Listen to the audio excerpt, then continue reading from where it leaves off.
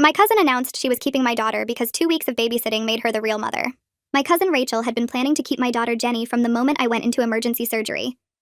While I was unconscious on the operating table, fighting a massive internal infection, Rachel was redecorating my daughter's room at her house and telling her neighbors about the permanent addition to her family. She'd even enrolled Jenny in the local school near her house, lying on the forms that she was the legal guardian.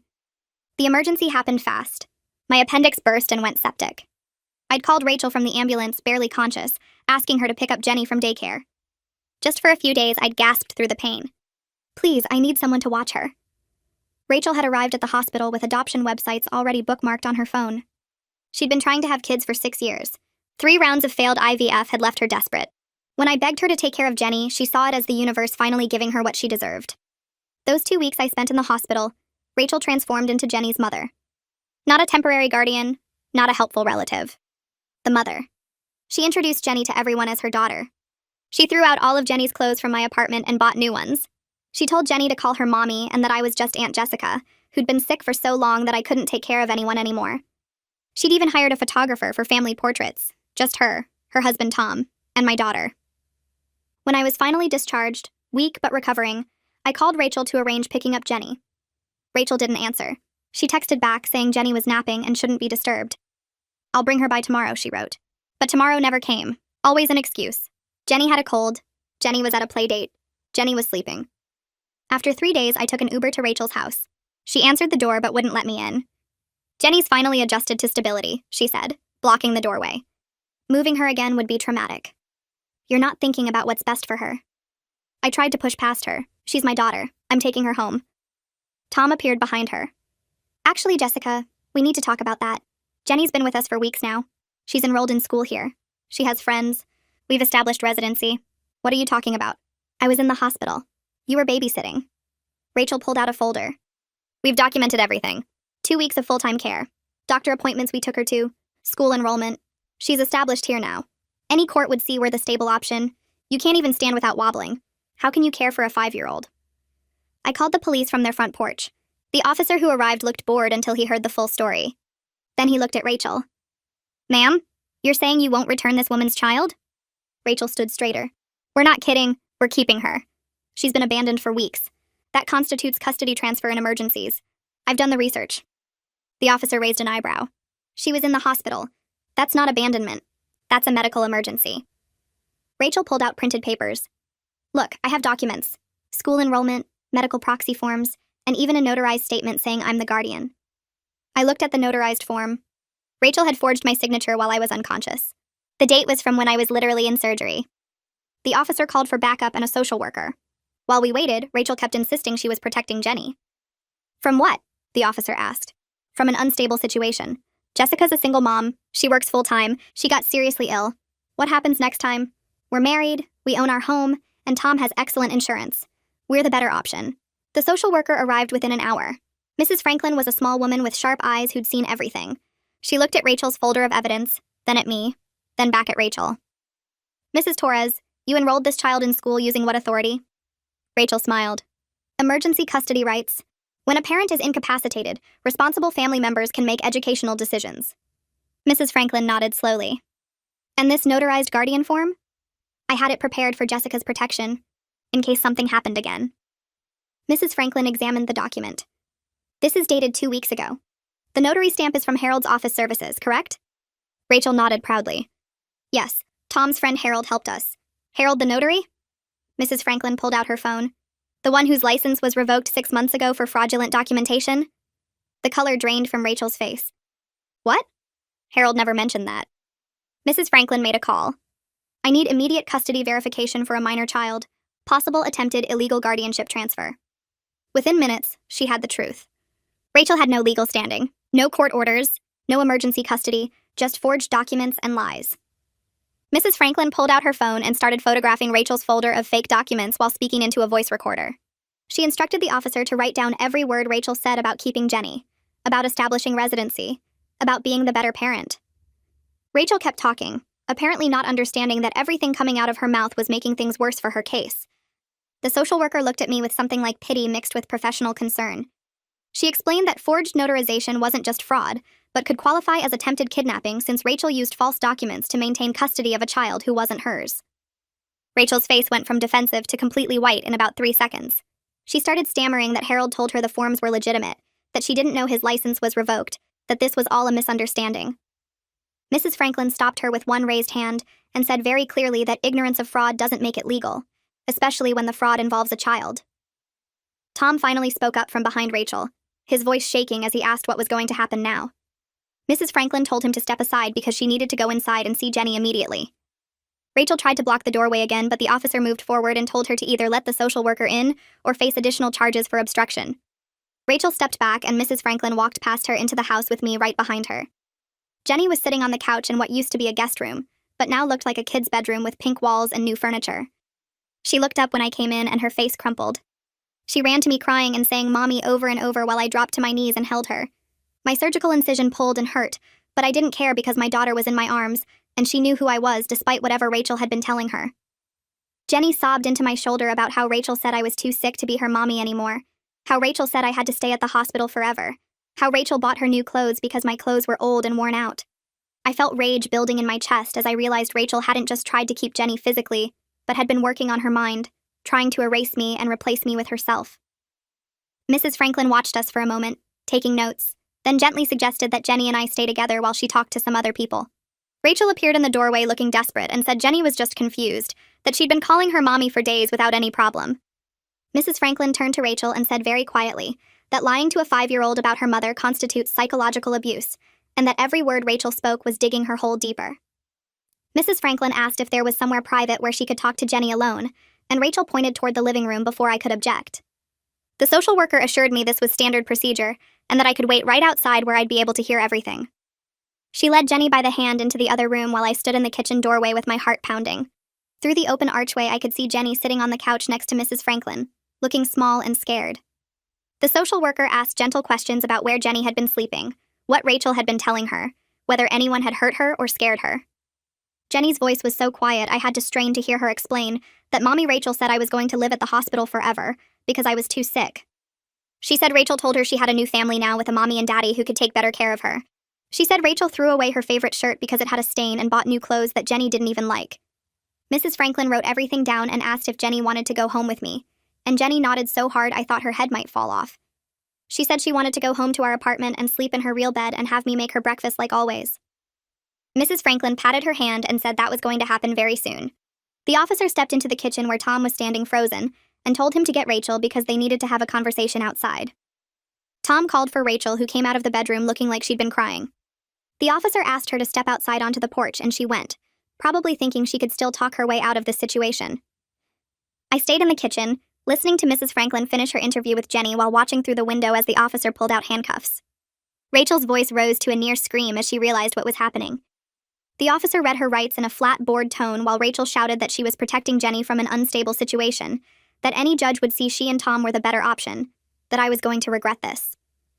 Tom stood on the porch looking like someone had hit him with a brick, not moving, not speaking, just staring at his wife in handcuffs. A backup police car pulled up and another officer got out to transport Rachel to the station. She kept screaming the whole way, saying over and over that she was Jenny's real mother now, that 2 weeks of care meant something, that the courts would understand. The second officer put her in the back of the patrol car and drove away, while the first officer came back inside to finish documenting the scene. Mrs. Franklin came out of the living room with Jenny holding her hand and told me she was going to drive us back to my apartment. She said we needed to get Jenny settled in her own home as quickly as possible to minimize additional trauma. She explained that an emergency custody hearing would happen within 72 hours, and that I needed to find a family lawyer immediately, because Rachel's claims about my fitness as a parent would need to be formally addressed in court. I felt panic rising in my chest because I had no idea how to find a lawyer or how I'd pay for one, but Mrs. Franklin said there were resources available and gave me a business card for legal aid services. She helped Jenny gather a few of her toys from the bedroom while I stood there trying to process everything that had just happened in the last 2 hours. Tom approached me in the kitchen and started to apologize, but I cut him off and told him to stay away from me and my daughter. He looked like he wanted to say more, but the officer stepped between us and suggested Tom might want to call his own lawyer because he could potentially face charges as an accessory to Rachel's fraud. Tom's face went pale and he sat down at the kitchen table with his head in his hands. Mrs. Franklin loaded Jenny's car seat into her vehicle, and we drove back to my apartment in silence, except for Jenny asking questions about whether we were really going home. I kept reassuring her while Mrs. Franklin navigated through evening traffic. When we got to my building, the social worker helped me carry Jenny upstairs and waited while I unlocked the door. My apartment looked exactly like I'd left it 3 weeks ago when the ambulance took me away, except dustier and with some mail piled up inside the door. Mrs. Franklin helped me get Jenny settled on the couch with her favorite blanket and some juice. She sat down across from me and went over everything that would happen next in a calm, matter-of-fact voice that somehow made the terror a little more manageable. The emergency hearing, the need for legal representation, the evaluation process that would determine if I was fit to have custody. She said Rachel's arrest record and the forged documents actually worked in my favor because they showed premeditation and deception rather than a family member trying to help during a crisis. She gave me her direct phone number and said to call immediately if Rachel or Tom tried to contact me or if anything else happened that seemed concerning. Then she left, and I was alone with Jenny in our apartment, trying to figure out what to do next. I waited until Jenny fell asleep on the couch around 9:30 before I let myself completely fall apart. I called my best friend Coraline, and the second she answered, I started crying so hard I could barely get words out. She kept asking what was wrong, and I tried to explain about Rachel and the forged documents and the police and the custody hearing, but it all came out in broken sentences between sobs. Coraline said she was coming over right now and hung up before I could tell her not to bother. She showed up 28 minutes later with her teenage daughter Isla, both of them carrying grocery bags. Coraline took one look at me and pulled me into a hug, while Isla went straight to the kitchen and started unpacking food into my refrigerator. My friend didn't ask questions or tell me everything would be okay. She just held me while I cried, and then made me sit down and eat something. Isla checked on Jenny, who was still sleeping, and covered her with an extra blanket. Coraline opened my fridge and saw it was basically empty, except for some old milk and condiments, so she sent Isla back down to their car to get more supplies. She made me tea and sat across from me at the kitchen table while I told her the whole story from the beginning, from my emergency surgery to Rachel's fake documents to the arrest that happened just hours ago. She listened without interrupting, and when I finished, she said the first thing we needed to do was find me a lawyer. The next morning, Coraline showed up at 8 with coffee and her phone already out. She'd made a list of 5 family law offices and started calling while I got Jenny breakfast. The first 3 lawyers either didn't handle emergency custody cases or couldn't see me for at least a week. The 4th one was booked solid. The 5th one, a guy named Jeremy Callahan, asked Coraline to hold on and then came back and said he could see me that afternoon at 2 if I could make it to his office. Coraline said yes before I could even process the question. She told me not to worry about the money right now, that keeping Jenny safe was the only thing that mattered, and we'd figure out payment plans later. I felt guilty about adding more debt to the hospital bills I already couldn't afford, but Coraline grabbed my shoulders and said this wasn't the time to worry about money when my daughter's custody was at stake. Isla offered to watch Jenny during the appointment so I wouldn't have to bring her along and hear adult conversations about custody battles. I agreed because the last thing Jenny needed was more stress and confusion after everything Rachel had put her through. Jeremy Callahan's office was in a small building near the courthouse with worn carpet and outdated furniture that somehow made me feel better, because it meant he probably wasn't charging ridiculous rates. His secretary showed me into a conference room where Jeremy was waiting with a yellow legal pad and a recording device. He was maybe 50 with gray hair and tired eyes that suggested he'd seen every kind of family crisis possible. He asked me to start from the beginning and tell him everything, so I did, starting with my emergency surgery and ending with Rachel's arrest the night before. He took notes and occasionally stopped me to ask specific questions about dates and times and exact words people had said. When I finished, he sat back and looked at his notes for a long minute before speaking. He said Rachel's forged documents actually strengthened my case significantly because they demonstrated premeditation and deception rather than a confused family member trying to help. The fake notarization, the school enrollment with false information, the attempts to keep Jenny after I was discharged, all of it painted a picture of calculated fraud rather than emergency childcare. He asked about my job, my apartment, my support system, my relationship with Jenny before the surgery. I answered everything honestly, including the fact that I was a single mom who worked full-time and sometimes struggled to make ends meet. He said none of that made me unfit as long as I could show stable housing, adequate childcare arrangements, and genuine love for my daughter. He quoted me a fee that made my stomach drop, but then immediately said he'd reduce it by 40%, because this case made him angry both professionally and personally as a father himself. He said Rachel's actions were exactly the kind of predatory behavior that gave family law a bad name, and he wanted to make sure she didn't get away with it. 2 days later, I stood in family court feeling physically weak from surgery, but determined not to show it. Jeremy had coached me on what to expect and how to answer questions, but nothing really prepared me for seeing Rachel walk in dressed in a professional suit like she was attending a business meeting rather than a custody hearing for a child she'd tried to steal. She had her own lawyer, a woman in her 40s who looked expensive and competent. They sat at the opposite table and Rachel kept her eyes forward, not looking at me once. The judge was a tired-looking man in his 60s who'd probably seen 1,000 custody disputes and didn't have patience for nonsense. He reviewed the basic facts of the case, including Rachel's arrest record and the forged documents that Mrs. Franklin had submitted as evidence. Rachel's lawyer stood up and argued that I had been medically incapacitated for 2 weeks and unable to care for Jenny, that Rachel stepped in during a family emergency out of genuine concern, and that the forged documents were a misguided attempt to ensure Jenny could attend school rather than miss educational opportunities. She made it sound almost reasonable, like Rachel had just made some paperwork mistakes while trying to help. Jeremy stood up and his voice was sharp when he countered that forging legal documents wasn't a misguided mistake, but a calculated crime, that Rachel's arrest record spoke for itself, and that her attempts to keep Jenny even after I was discharged proved this was never about temporary emergency care, but about permanent custody transfer through fraud. The judge banged his gavel once and announced his decision. Jenny would remain with me as her legal guardian. Relief flooded through my body so fast I almost collapsed right there in the courtroom. But then he kept talking. He ordered a follow-up evaluation by a court-appointed child psychologist to assess any emotional harm from the situation. My relief turned cold. What if the psychologist found something wrong? What if Rachel's lies had damaged Jenny in ways I couldn't see yet? The judge scheduled the evaluation for 2 weeks out and dismissed us. Jeremy squeezed my shoulder and told me this was standard procedure, nothing to worry about. But I was worried. I spent the whole drive back to my apartment imagining what the psychologist might discover. Maybe Jenny would tell them she was happier at Rachel's house. Maybe she'd say she wanted to stay with Mommy Rachel. Maybe the evaluation would prove I really was unfit. That first night back home with Jenny felt strange. She seemed quiet, almost withdrawn. She ate her dinner without talking much. She played with her toys but kept glancing at me like she expected me to disappear. At bedtime, she asked if I was going to be here in the morning. I promised her I would be. She fell asleep holding my hand. 3 nights later, the nightmares started. I woke up to her crying at 2 a.m. I ran to her room and found her sitting up in bed, tears streaming down her face. She asked if I was going to disappear again. I climbed into bed with her and held her close. I told her I wasn't going anywhere. She sobbed into my chest and asked why Mommy Rachel said I didn't want her anymore. My heart broke hearing those words. I explained that Rachel had been confused and said things that weren't true. I told Jenny I loved her more than anything in the world. She cried herself back to sleep in my arms. The nightmares happened again the next night, and the night after that. Each time she woke up scared and asking the same questions. Each time I held her and reassured her. But I could see Rachel's poison working in my daughter's mind. Those 2 weeks had created fears that wouldn't heal quickly. The day of the evaluation with Dr. Marilyn Morrow arrived too fast. I drove Jenny to the psychologist's office feeling sick with worry. The waiting room had toys and children's books scattered around.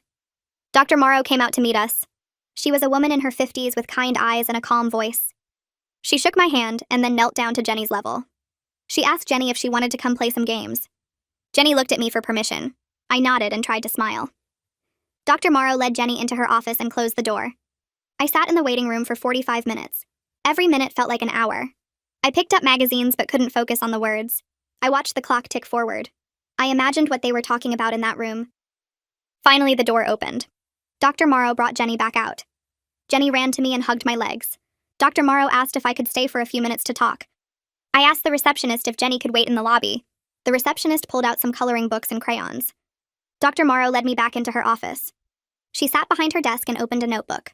She explained that Jenny was showing signs of emotional confusion and attachment disruption. The words made my stomach drop. But then she said it was nothing that couldn't be addressed with appropriate therapy and stable routine. She said Jenny clearly loved me and identified me as her primary parent. The confusion came from Rachel's deliberate attempts to rewrite Jenny's understanding of our relationship. Dr. Morrow recommended weekly therapy sessions for Jenny. She said with time and consistency, Jenny would fully recover. I left her office feeling slightly better, but still worried about the road ahead. 3 weeks after getting Jenny back, I returned to work part-time. My boss had been understanding about the whole situation. She told me to take whatever time I needed, but I couldn't afford to take more time off. Medical bills from the emergency surgery were starting to arrive. The first one came in a white envelope with the hospital logo. I opened it at my kitchen table. The amount made me stop breathing. $42,000, even after insurance. I stared at the numbers trying to make sense of them. How was I supposed to pay this? I was already struggling with rent and daycare costs. Now I had legal fees on top of everything else. I sat there feeling the weight of it crushing down on me. In the next room, Jenny played with her toys, completely unaware that we were drowning in debt. At work, I could tell people were talking about me. I'd catch coworkers whispering and then going quiet when I walked by. My cubicle neighbor asked how I was doing in that careful voice people use when they don't know what to say. I told her I was fine, but I wasn't fine. I was exhausted and stressed and terrified about money. Every phone call from an unknown number made my heart race, thinking it might be another bill or a call from Rachel. The gossip at work added another layer of stress I didn't need. I heard someone in the break room saying they couldn't believe my cousin tried to steal my kid. Someone else said there had to be more to the story. I wanted to scream at them that there wasn't more to the story. Rachel was just crazy and desperate. But I stayed quiet and focused on my work. Rachel posted bail 2 days after her arrest. I found out because my aunt called me crying. She asked why I was pressing charges against Rachel when she was just trying to help. I tried to explain what really happened.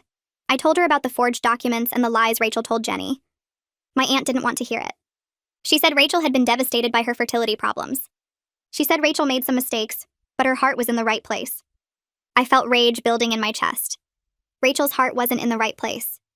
Rachel tried to steal my daughter. My aunt kept crying and saying I was tearing the family apart. She said I should drop the charges and let everyone move on. I told her I couldn't do that. Rachel committed crimes. She hurt Jenny.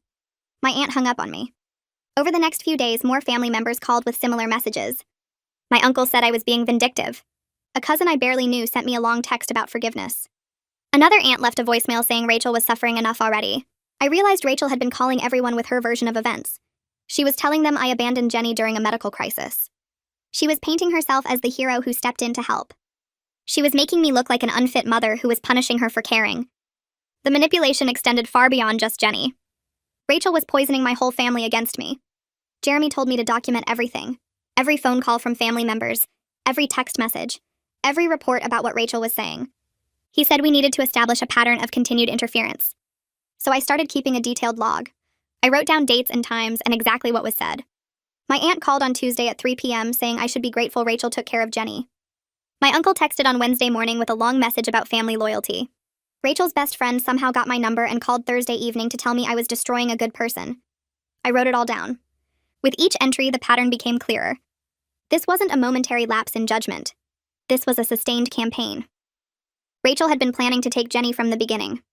The forged documents proved premeditation. The calls to family members proved she was still trying to control the narrative. Jeremy reviewed my log each week. He said this evidence would be crucial if Rachel tried to challenge the custody arrangement later. He said it showed her delusion, and manipulation weren't stopping just because she got arrested. The hospital billing statement sat on my kitchen table for 3 days before I could bring myself to look at it again. $42,000. The number didn't get smaller no matter how many times I read it. I called the billing department to ask about payment plans. The woman on the phone was nice but firm. They could set up monthly payments, but the amount would still be over $500 a month. I did the math in my head. Rent, utilities, groceries, daycare, car insurance, phone bill, and now $500 for medical debt. Plus whatever Jeremy's final bill would be for the legal work. The numbers didn't add up. I made decent money at my job, but not enough to cover all of this. I sat at my kitchen table with my calculator and my bank statements spread out. I tried different scenarios. Cut back on groceries, cancel my phone plan, stop buying anything extra. Even with extreme cuts, I'd be barely making it each month. One unexpected expense would destroy everything. Jenny came into the kitchen asking for a snack. I got up and made her a peanut butter sandwich. She ate it at the table while I stared at the bills. She asked why I looked sad. I told her I was just thinking about grown-up stuff. She said she loved me. I hugged her tight and told her I loved her too. At least we had each other. Everything else we'd figure out somehow. Coraline showed up at my apartment 3 days later with a plan. She'd organized a meal train with neighbors and friends from work. Different people would bring dinner every night for the next month. I tried to protest. I told her I couldn't accept that much help. She told me to shut up and accept it. She said I was still recovering from major surgery and dealing with legal stress. She said letting people help wasn't weakness. That first week, 5 different families brought meals. Casseroles, pasta dishes, homemade soup. Each person dropped off the food and gave me a hug. Some of them knew the whole story. Others just knew I'd been sick and needed support. I felt grateful and embarrassed at the same time. Coraline's daughter Isla started coming over twice a week to play with Jenny. She was 16 and saving money for college. I paid her $20 each time. It wasn't much, but it was what I could afford.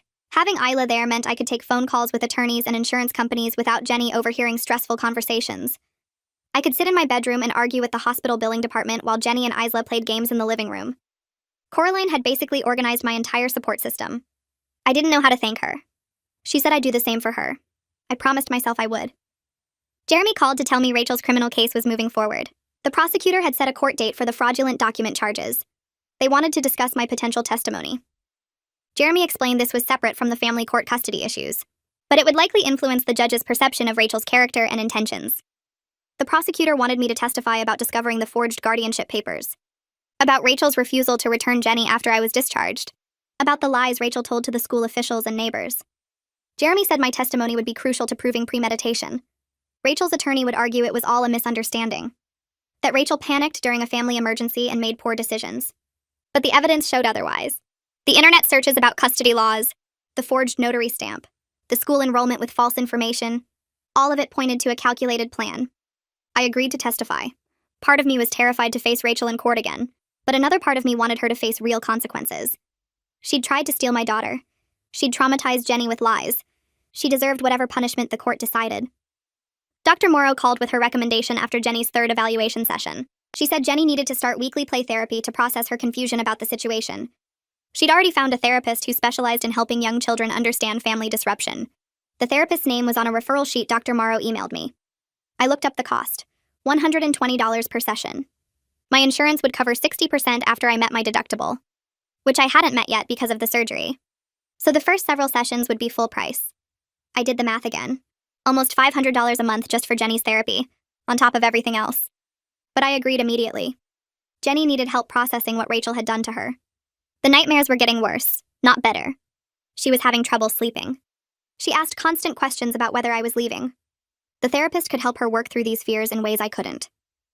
Dr. Morrow said the therapist used play-based techniques. Jenny wouldn't have to talk directly about her feelings. She could express them through dolls and games. Dr. Morrow emphasized that the therapist specialized in making sure young children didn't feel responsible for adult conflicts. That was important. I didn't want Jenny thinking any of this was her fault.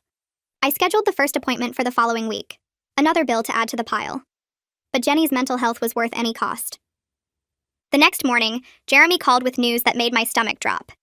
Tom had sent him a message through his own lawyer, requesting a private meeting with me.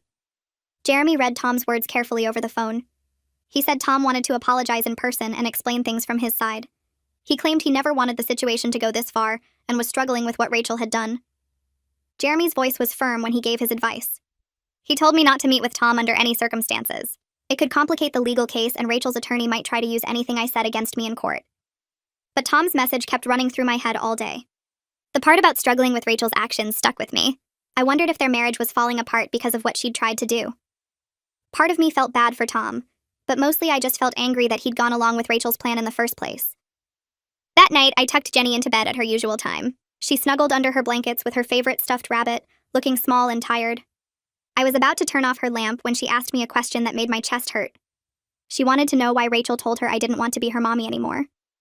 Her voice was so quiet and confused. I sat down on the edge of her bed and tried to figure out how to explain something so awful to a 5-year-old. I told her that Rachel had been confused and said things that weren't true.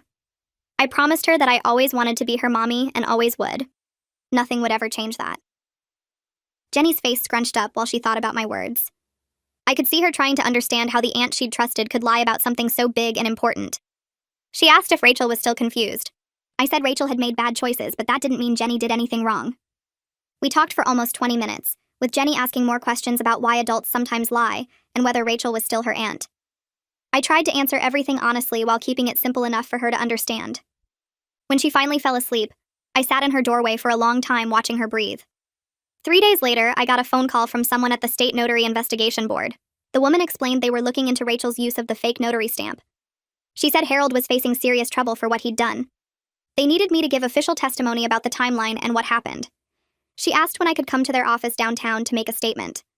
I looked at my calendar and felt overwhelmed by everything already scheduled. Work shifts, Jenny's therapy appointments, meetings with Jeremy, and now this. But I agreed to come in the following Tuesday afternoon. The investigation board office was in a gray building near the courthouse. I had to take time off work and arrange for Coraline to pick up Jenny from daycare.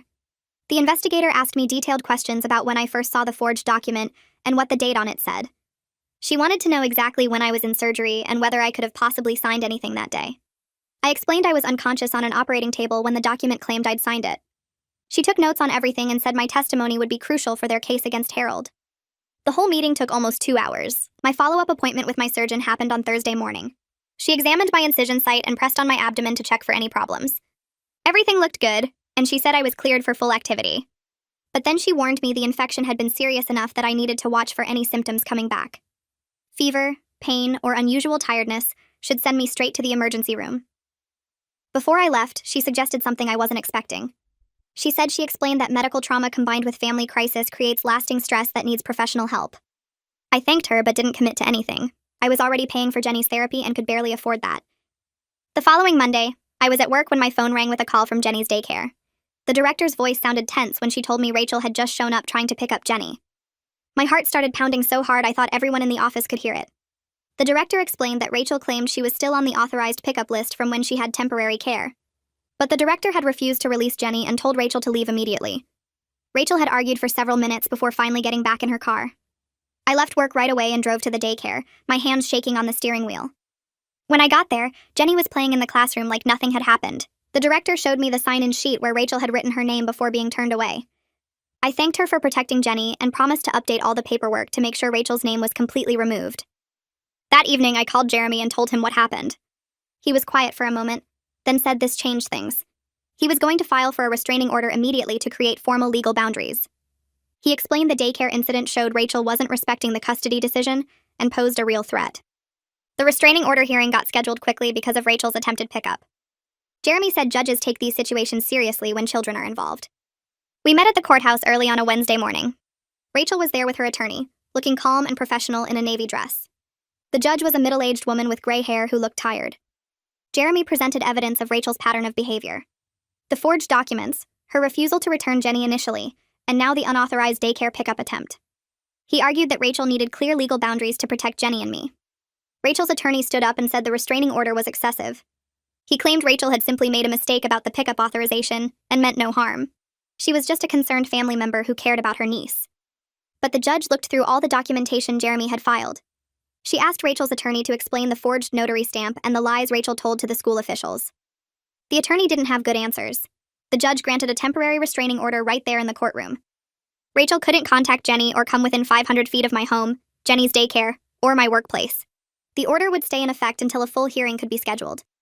Rachel's face went red and she started to stand up, but her attorney put his hand on her arm. After the hearing, my phone started ringing with calls from family members. My aunt called first, her voice upset and angry. She said I was being cruel to Rachel, who had only tried to help during a crisis. She couldn't understand why I was getting restraining orders and pressing charges against family. My uncle called an hour later saying basically the same thing. They both thought Rachel had made mistakes but didn't deserve to be treated like a criminal. Then my mother called from 3 states away. She was furious that I hadn't contacted her during the emergency surgery. She wanted to know why Rachel had been my first call instead of her. I tried to explain that everything happened so fast and I was barely conscious in the ambulance. I never imagined Rachel would try to keep Jenny permanently. My mother said she would have flown out immediately if she'd known. The conversation left me feeling guilty and exhausted. 2 days later, Jeremy called about discovery documents he'd received from Rachel's attorney.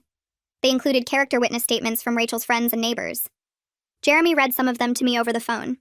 Everyone described Rachel as loving, kind, and someone who would make an excellent mother. They talked about how much she wanted children and how devoted she was to family. One neighbor wrote about seeing Rachel with Jenny during those 2 weeks, and how natural they looked together. Jeremy said we needed to prepare counter-statements from my own support network.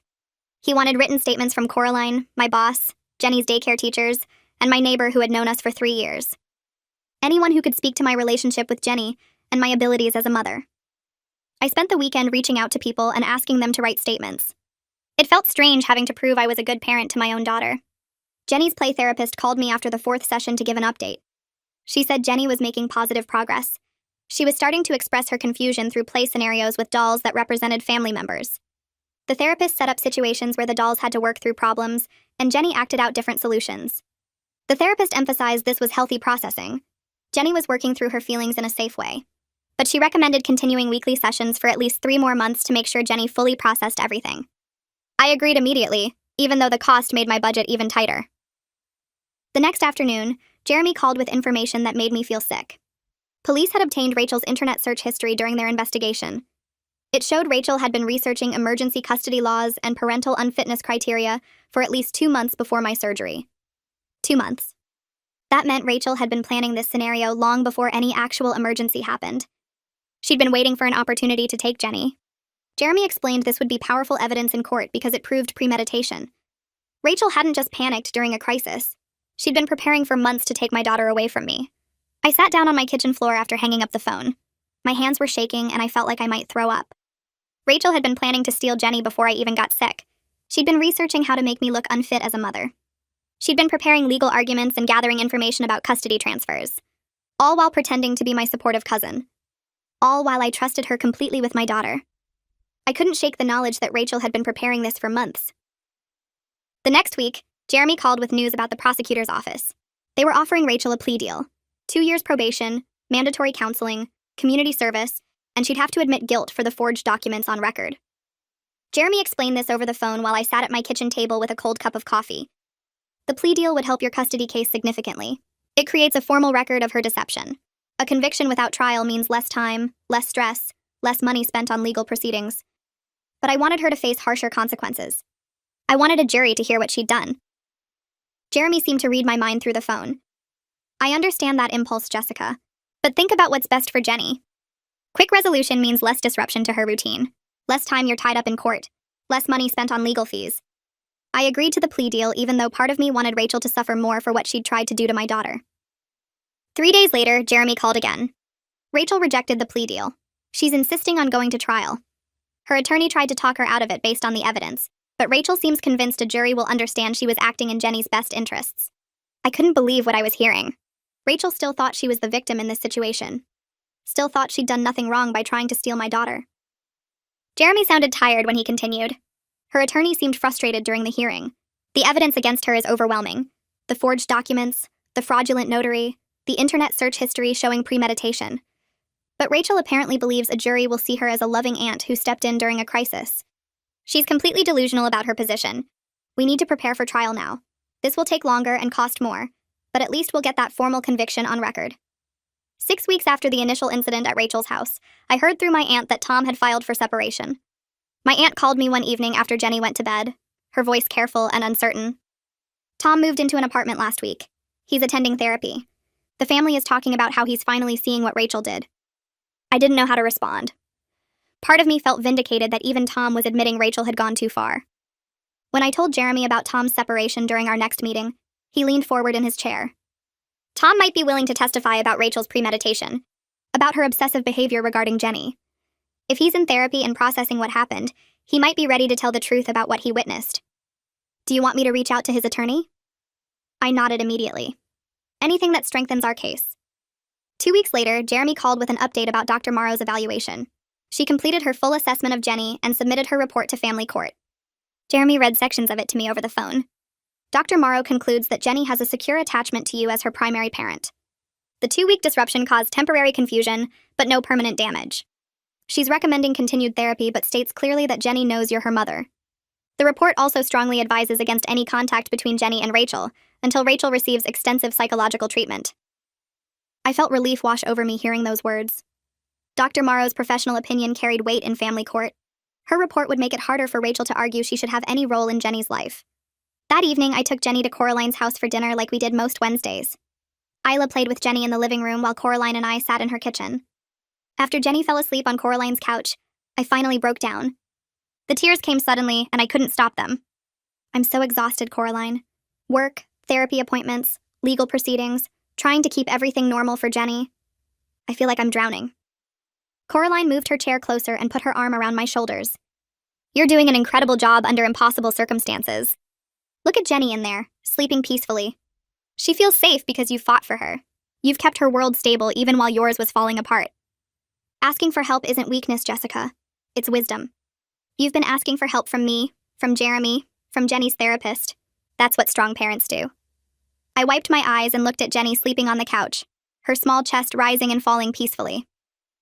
The following Monday, I met with someone from the hospital billing department about my medical debt. The woman, a financial counselor named Millie, reviewed my file on her computer. Your surgery and 2-week stay totaled $42,000 after insurance. That's a significant amount, but we can establish a payment plan based on your income. She typed numbers into her computer and showed me the screen. Based on your single-parent status and income level, we can reduce your monthly obligation to $300. You might also qualify for additional assistance programs given the emergency nature of your surgery. I signed the payment plan paperwork feeling like I could finally breathe. $300 a month was manageable. Not easy, but possible. Rachel's trial began on a cold morning in late October. I had to testify about the timeline of events and my discovery of the forged guardianship papers. Walking into the courtroom felt surreal. Rachel sat at the defense table in a navy blue suit, her hair pulled back, looking calm and professional. She didn't look at me as I walked to the witness stand. The prosecutor, a woman in her 40s with short gray hair, asked me to describe what happened when I was discharged from the hospital. I explained the phone calls, the excuses, the Uber ride to Rachel's house. I described finding the forged notarization form and realizing the date was from when I was literally in surgery. Rachel maintained a calm expression the entire time I testified, like she was listening to someone describe the weather instead of her attempt to steal my daughter through calculated deception. When the prosecutor finished her questions, Rachel's attorney stood up. A man in his 50s with a tired expression. He asked if Rachel had taken good care of Jenny during the 2 weeks. Yes, I answered. But that doesn't give her the right to forge documents and try to keep my daughter permanently. The next day of trial, the prosecution presented evidence of Rachel's internet searches. The prosecutor displayed screenshots on a large monitor for the jury. These searches were conducted on Rachel's home computer over a 2-month period before Jessica's surgery. Search terms included emergency custody laws, proving parental unfitness, temporary guardian rights, and how long before custody transfers. The prosecutor pointed to the dates. This shows clear premeditation. Rachel Torres wasn't responding to an emergency. She was waiting for an opportunity. Rachel's attorney objected, arguing that the searches showed responsible preparation for helping family during a potential emergency. But I watched the jury's faces as they looked at the screen. Their expressions showed skepticism. One woman in the front row shook her head slightly. The prosecution also presented evidence of Rachel's purchase of school enrollment forms 3 weeks before my surgery. She bought these forms and had them ready. She'd been planning exactly how to establish Jenny in her household before any emergency occurred. On the 3rd day of trial, Tom testified for the prosecution. He walked to the witness stand looking thinner than I remembered, his suit hanging loose on his frame. The prosecutor asked him about Rachel's behavior regarding children and fertility struggles. Tom's voice was quiet but clear. Rachel became increasingly obsessed with having children after our 3rd failed IVF. She talked constantly about friends who had kids, about feeling left behind, about how unfair it was.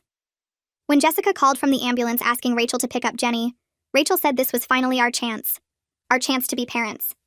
I asked what she meant, and she said Jessica was too sick to take care of Jenny properly anymore. The prosecutor asked Tom to describe Rachel's actions during the 2 weeks I was hospitalized. Tom looked down at his hands. She immediately started redecorating the spare bedroom for Jenny. She told neighbors Jenny was our daughter. She researched custody laws every night after Jenny went to bed. When I suggested we should prepare to return Jenny when Jessica recovered, Rachel got angry. She said Jessica had proven she couldn't handle single parenthood, and that we were the better option. I watched Rachel's face crumble as her husband confirmed everything the prosecution had been arguing. Her calm expression finally broke and tears ran down her cheeks. The jury deliberated for less than 3 hours. When they returned to the courtroom, the 4 women stood and read the verdict. We find the defendant, Rachel Torres, guilty of filing false documents. We find the defendant, Rachel Torres, guilty of attempted custodial interference.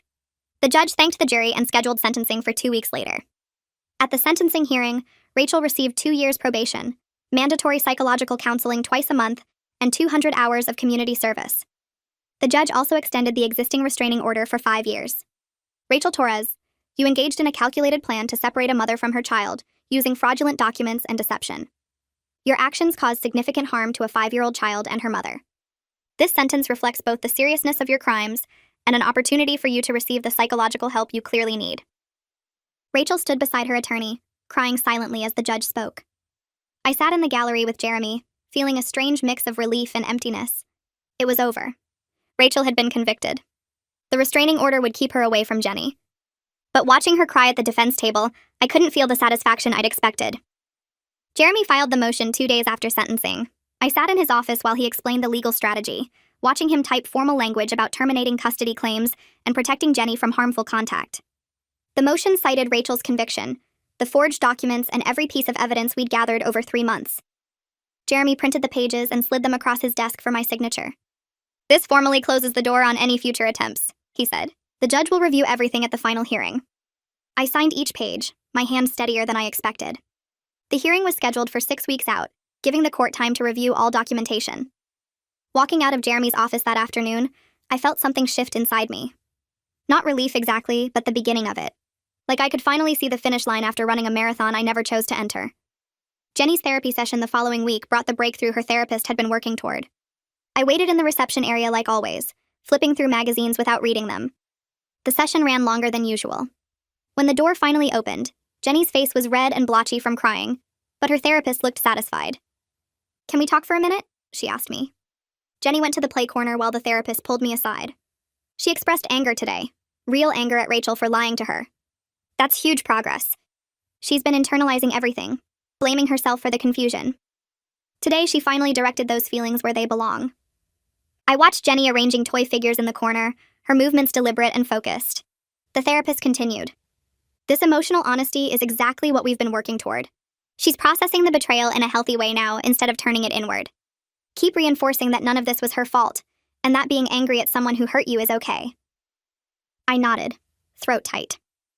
On the drive home, Jenny was quiet until we stopped at a red light.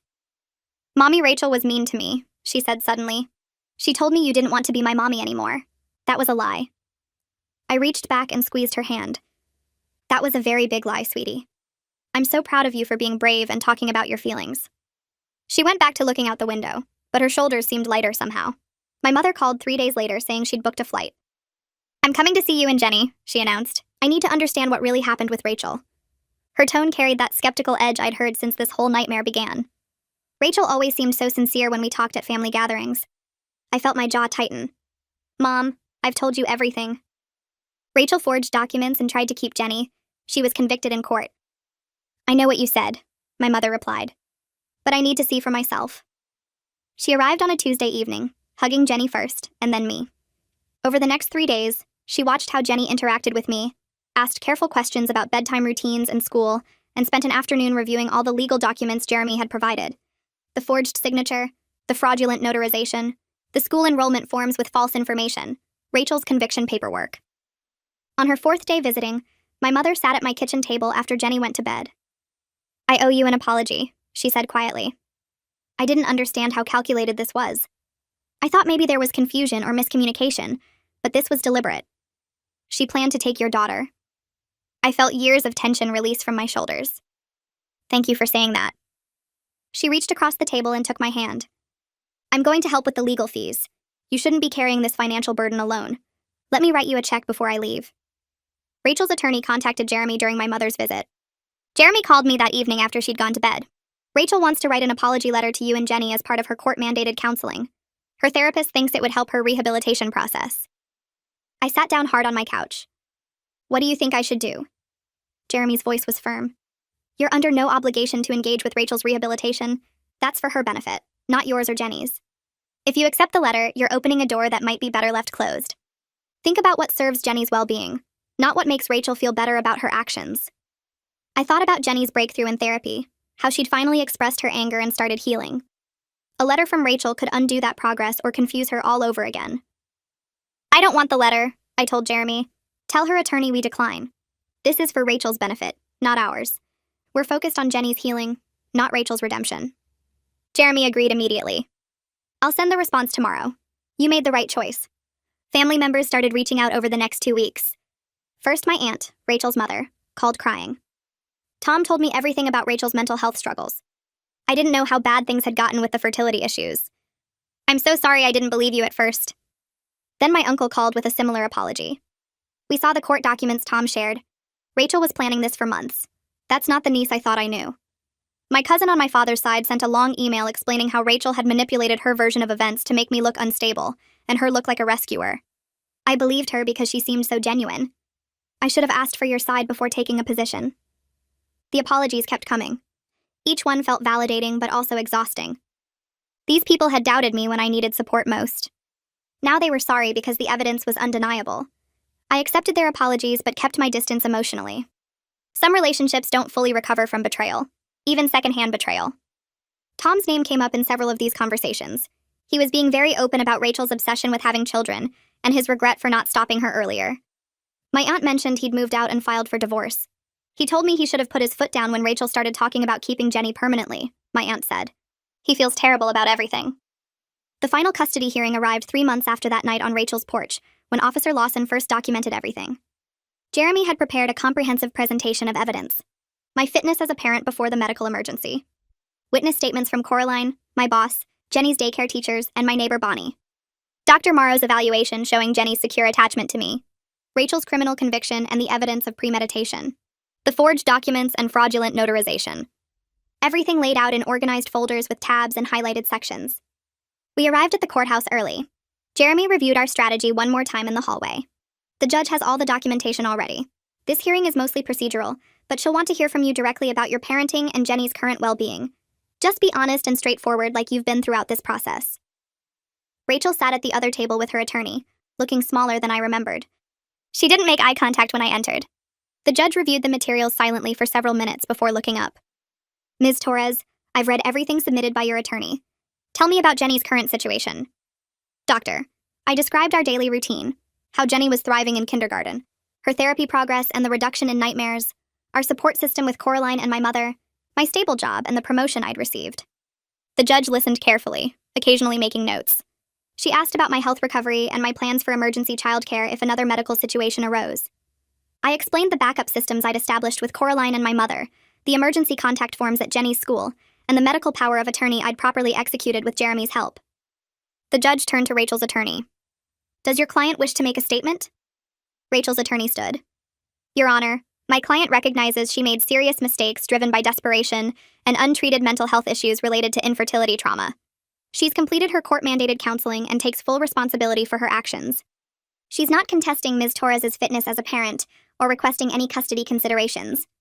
We're simply asking the court to consider that my client's actions, while wrong, came from a place of wanting to provide a stable home for a child she genuinely cared for. The judge's expression didn't change. She looked at Rachel directly. Ms. Torres, do you understand the harm you caused this child and her mother? Rachel nodded, tears running down her face. Yes, Your Honor. I made terrible choices. I let my desperation override my judgment and my respect for Jessica's role as Jenny's mother. The judge made more notes. Then she looked at me. Ms. Torres, I'm terminating any potential custody claims from Rachel Torres. You are formally recognized as Jenny's sole legal guardian with full parental rights. The existing restraining order will remain in effect until Jenny turns 18.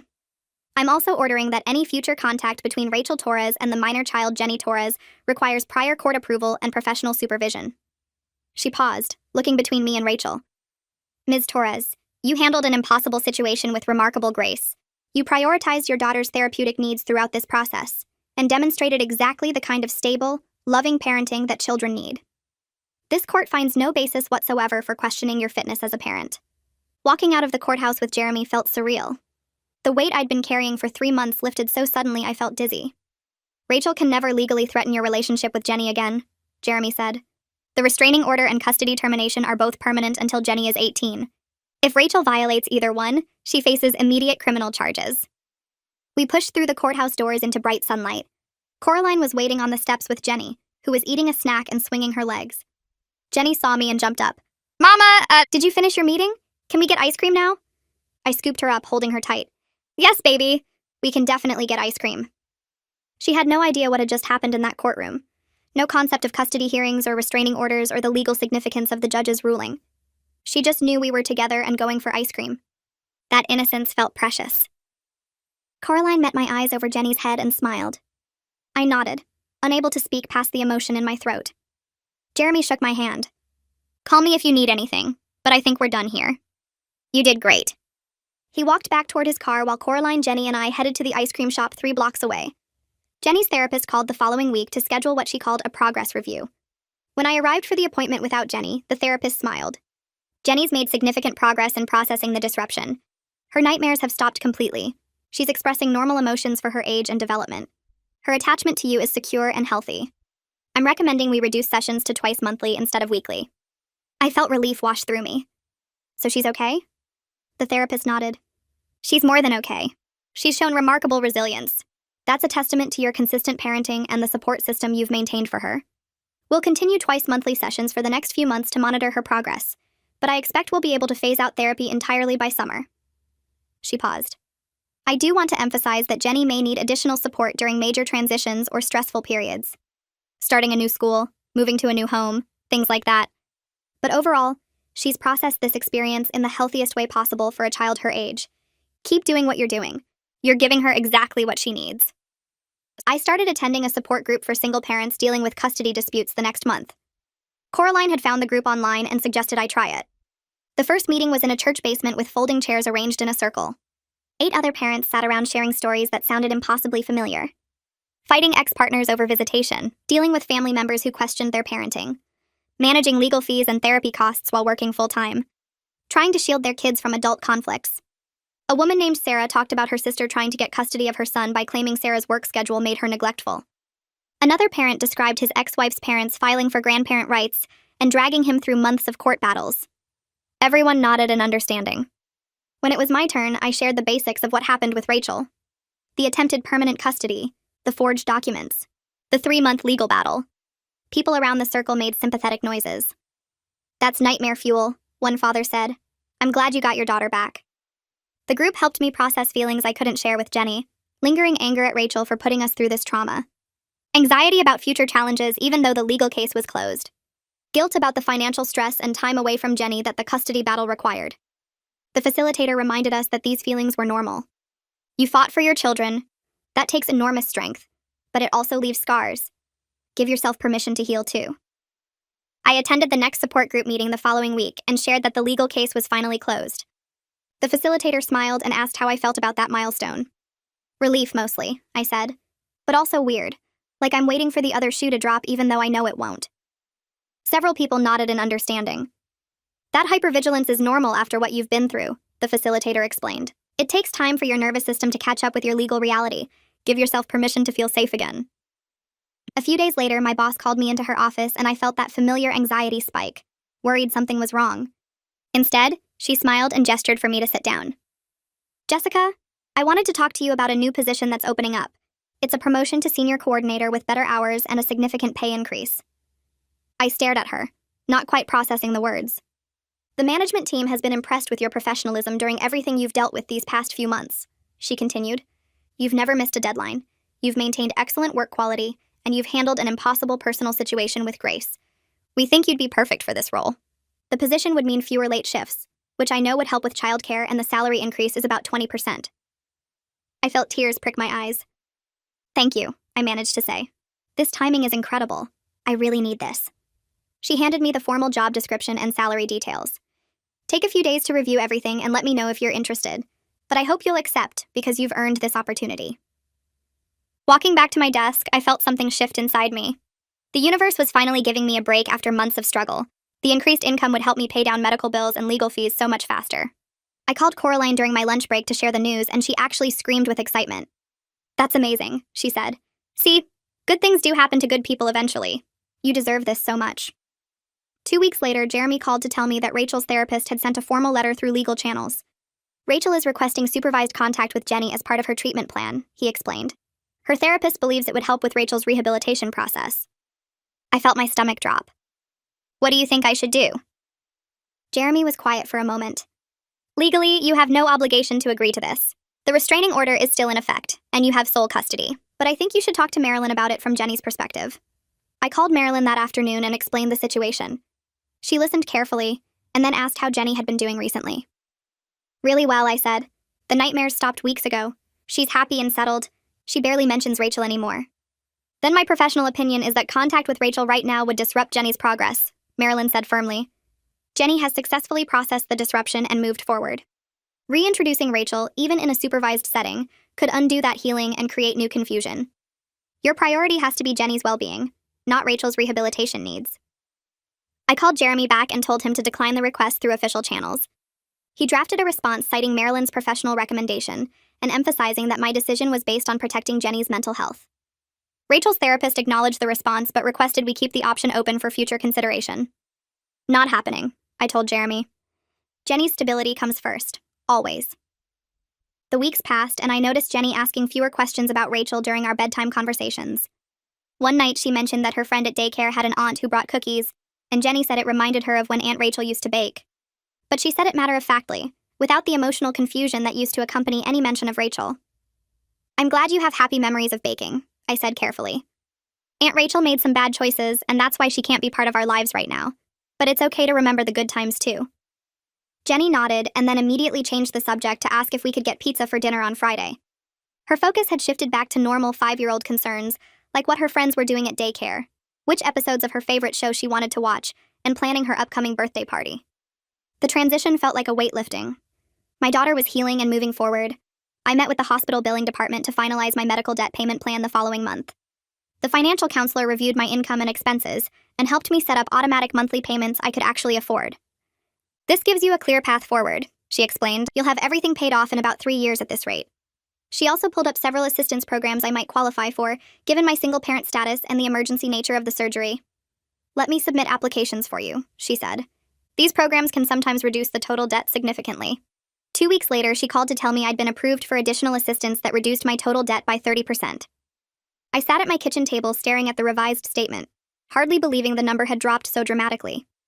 The financial chaos that the emergency surgery created finally felt manageable, like I had real control over my situation instead of drowning in bills. I started making my first regular payment the next week, and it felt like taking back power over my life.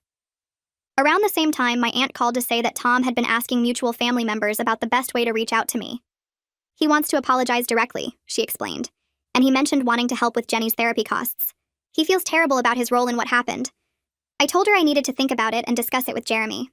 When I called Jeremy, he was cautious but pragmatic. If Tom genuinely wants to help with therapy costs, that does benefit Jenny directly, he said. But I'd recommend keeping very clear boundaries. Accept financial help if offered, but don't open the door to ongoing contact or involvement. He can send checks through me if that makes you more comfortable. I agreed to that arrangement and told my aunt that Tom could reach out through Jeremy's office. A week later, Jeremy called to say Tom had sent a substantial check specifically designated for Jenny's therapy expenses, along with a letter apologizing for not stopping Rachel earlier. The money genuinely helped, covering several months of therapy sessions, and I accepted it because it benefited Jenny. But I maintained strict boundaries, communicating only through Jeremy and making clear this didn't change anything about our lack of relationship. 6 months after the initial incident, Jenny's therapist scheduled what she called a final evaluation session. I arrived nervous, worried about what the assessment might reveal, but the therapist smiled warmly as she reviewed her notes. Jenny has successfully processed the disruption, she said. She's showing age-appropriate emotional regulation, secure attachment to you, and no signs of lasting trauma.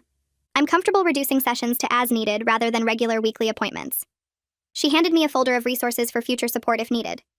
You might want to schedule a check-in session during major transitions like starting kindergarten, or if any family changes occur. But overall, Jenny has shown remarkable resilience. That's a direct result of your consistent parenting through this crisis. You gave her exactly what she needed to heal. I cried in my car in the parking lot after that appointment, feeling relief wash through me.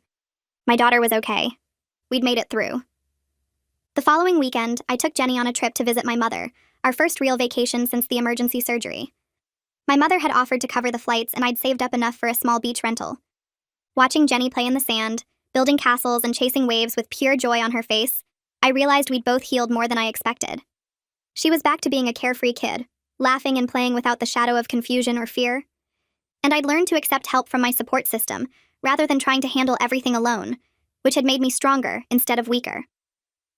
My mother sat beside me on the beach watching Jenny. "You did good," she said quietly. "I know it's been hard, but you protected her and got her through this. That's what matters." I felt tears slip down my cheeks and didn't bother wiping them away. The ocean breeze dried them quickly anyway. My promotion at work became official the week after we returned from the beach trip. My boss organized a small celebration with cake in the break room, and several coworkers stopped by my desk privately afterward.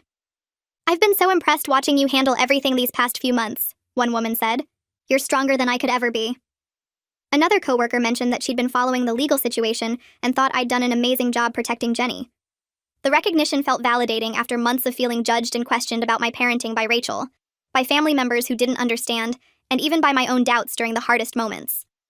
My team saw my strength and professionalism, and that meant more than they probably realized. Coraline and I established a regular babysitting arrangement where Isla would watch Jenny twice a week, giving me time for errands and self-care. The routine helped Jenny feel secure with trusted caregivers and gave me breathing room to maintain my own well-being.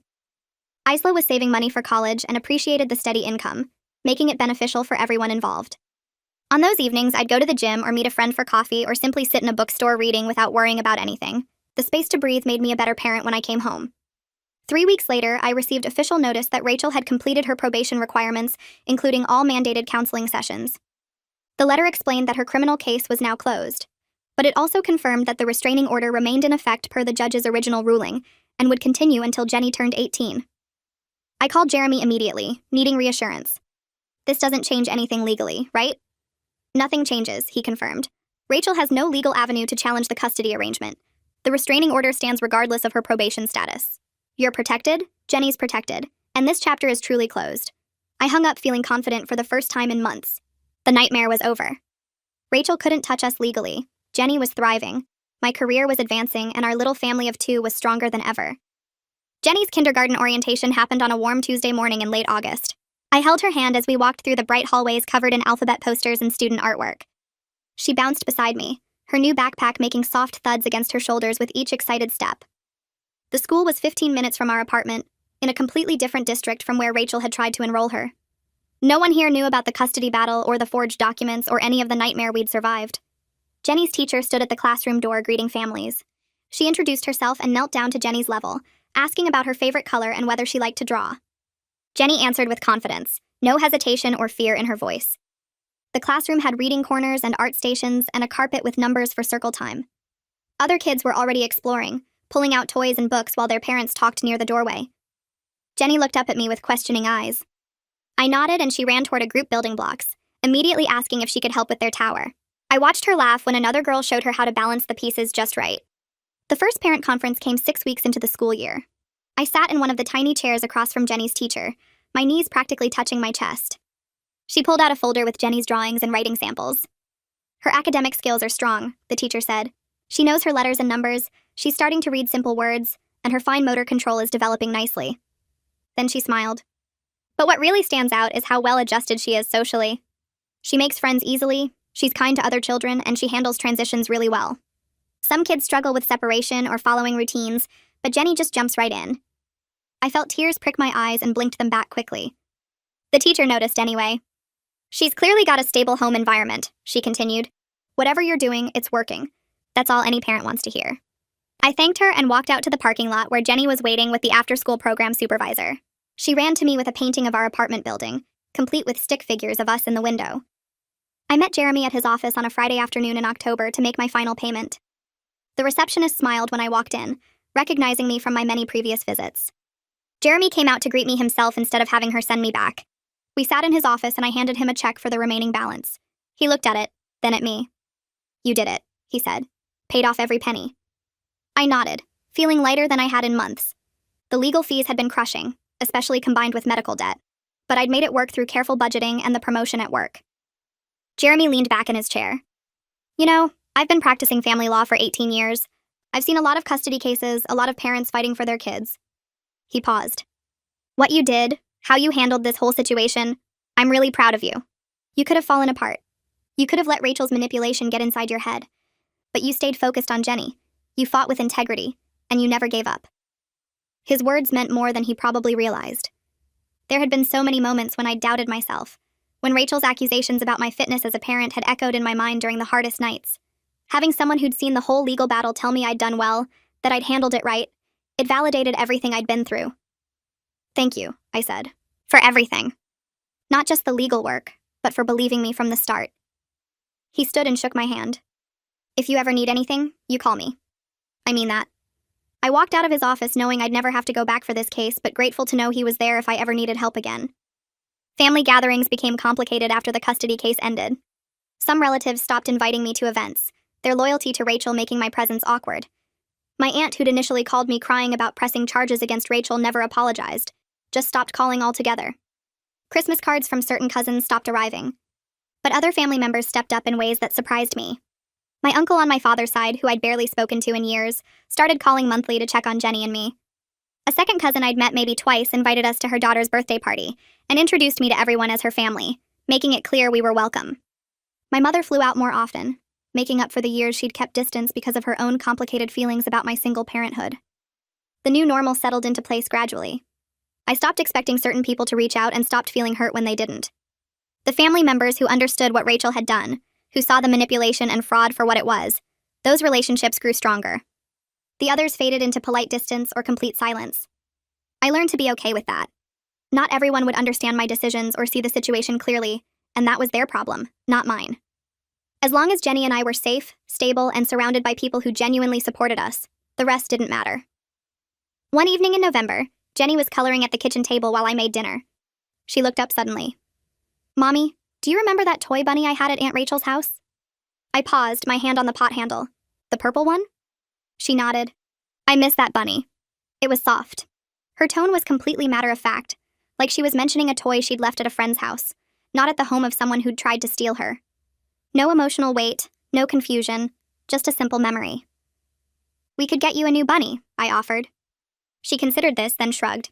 "Okay, but can it be purple?" I smiled. "Sure, baby. Purple bunny coming up." She went back to coloring like nothing significant had happened. But for me, it was huge. Months ago, any mention of Rachel had sent Jenny into confusion or tears, asking why Aunt Rachel said those things, why she couldn't visit anymore, whether I was really her mommy. Now Rachel was just someone from the past, mentioned occasionally in the same casual way kids remember any other temporary caregiver. Her therapist had predicted this. Children are resilient when given consistent support and honest age-appropriate explanations. Jenny had processed what happened through play therapy and our careful conversations.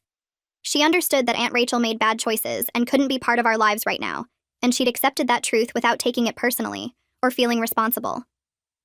The emotional confusion had faded, replaced by the secure knowledge that I was her mother and our life together was permanent.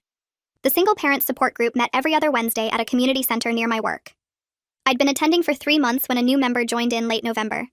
He introduced himself as Jerry, recently divorced with a 7-year-old son. Over the next few meetings, we talked during the coffee break about custody schedules and co-parenting challenges. He was funny and kind, listening carefully when others spoke, and offering practical advice without judgment. After the December meeting, he asked if I wanted to grab coffee sometime outside the group. I said yes, but made it clear I needed to take things slowly. He understood completely, sharing that he was cautious too after his divorce. Our first coffee date lasted 2 hours, talking about everything except our kids. Second date was lunch near my office. Third date was dinner at a quiet restaurant where we finally talked about our children and what we wanted for their futures. I didn't introduce him to Jenny, not yet. The experience with Rachel had made me incredibly careful about who got access to my daughter. I needed to be sure about Jerry, to know him well enough to trust my judgment before bringing him into Jenny's world. He respected that completely, never pushing or asking when he'd meet her. We took things slow, building a foundation between us first before considering how a relationship might affect our kids. The custody battle had taught me to be more cautious, yes, but also more confident in my own judgment about people. I'd learned to spot manipulation, to trust my instincts when something felt wrong, and to prioritize Jenny's well-being above everything else. 1 year after Rachel tried to keep Jenny, I stood in our kitchen making breakfast before school. Jenny sat at the table already dressed, swinging her legs and humming while she looked at a picture book. Sunlight came through the window, highlighting the crayon drawings stuck to the refrigerator with magnets. I cracked eggs into a pan and thought about how much had changed. We had a stable routine now. Jenny woke up at the same time every morning, got dressed without complaint, ate breakfast while I packed her lunch. I dropped her at the school, went to work at my new position with better pay and hours, picked her up from after-school program, came home to dinner and homework and bath time and bedtime stories. Simple, predictable, safe. My career had advanced beyond what I'd imagined possible a year ago. The promotion had led to more responsibility and recognition at work. My boss mentioned potential for further advancement, maybe a management position in another year or 2. The medical debt was manageable now, broken into monthly payments I could actually afford without panic. The legal fees were completely paid off. Our little apartment felt like home in a way it hadn't before, decorated with Jenny's artwork and photos of us with Coraline's family and my mother. Jenny was thriving in kindergarten, bringing home glowing progress reports and stories about her friends. No lasting trauma from Rachel's actions, according to her former therapist. No nightmares, no separation anxiety, no questions about whether I was really her mother. She was just a happy 6-year-old excited about school and friends and her upcoming birthday party. I flipped the eggs and called Jenny to the table. She bounced over, climbing into her chair and immediately starting to tell me about the science project her class was doing with plants and sunlight. I listened and responded and felt grateful for the ordinary morning, the stable routine, the secure future we'd built together. Jenny's 6th birthday party happened on a Saturday in early December. I'd rented space at a local community center with a big room for activities and cake. 20 kids from her kindergarten class showed up, along with Coraline and Isla, several co-workers who'd become friends during the custody battle, and my mother who'd flown in the day before. The room filled with noise and laughter, kids running between the craft table and the game area while adults talked near the snack table. I watched Jenny in the center of it all, wearing her favorite purple dress and a paper crown, completely in her element. She showed her friends the pin the tail on the donkey game, organized teams for musical chairs, and made sure everyone got a turn at the craft station where they decorated picture frames. Coraline appeared beside me holding 2 cups of punch. She handed me one. "Look at her," she said, nodding toward Jenny. "That's a happy, secure kid." I smiled. "Yeah, she is. You did that. You fought for her and you won, and now look. She's got all these friends, she's confident, she's thriving. This is what you protected." My mother joined us, slipping her arm around my waist. "I'm so proud of you," she said quietly. "I know I wasn't as supportive as I should have been at first. But watching you this past year, seeing how you handled everything, you're an amazing mother." The validation from the two most important women in my support system made my throat tight. "Time for cake," I called out, and 20 kids rushed to the table. Jenny stood at the head with her birthday cake decorated with butterflies and flowers. We sang happy birthday while she grinned, waiting patiently for us to finish. "Make a wish," someone called. She closed her eyes tight, thought for a moment, then blew out all 6 candles in one breath. Everyone cheered. Later, after the party wound down and guests left, Jenny clutched her new stuffed animal, a purple bunny, to replace the one left at Rachel's house. She was exhausted but happy, talking nonstop about her favorite presents and which games were the most fun. I got her ready for bed, listening to her recap the entire party in detail. She fell asleep mid-sentence, the bunny tucked under her chin. I stood in her doorway watching her breathe, steady and peaceful. The nightmare that started in an emergency room had transformed into this, a secure child sleeping safely in her own bed after a birthday party surrounded by people who loved her. We'd survived Rachel's betrayal and come out stronger. Our little family of 2 was enough, more than enough. The future stretched ahead, stable and secure, built on the foundation of legal justice and the bond between mother and daughter that no one could ever break again.